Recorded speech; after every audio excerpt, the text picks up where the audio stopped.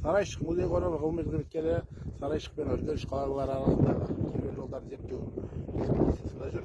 Қазіргі кезде осы ұшқан орнына, жылы евродағы ұшқан орнына зерттеу жұмыстарын жүргізіп жатырмыз. Бұл жерде көне деректерде Трестага қаласы екен.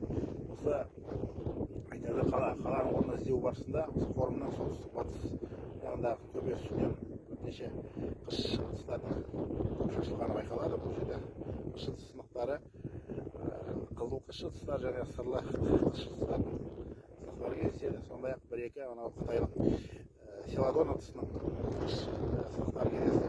Бұл жерден сондай-ақ қиын орта ғасырлық тиындар табылды. Олардың әрі қарай тазалап зерттеу барысында жаңа мәліметтер береді деп есептейміз. Қазіргі кезде осы қаланың орнына осы форумның солтүстік батыс деген ауыл. Осы төбенің үстіне бірнеше шурфтар салдық. Шурфтар салу барысында қала орнына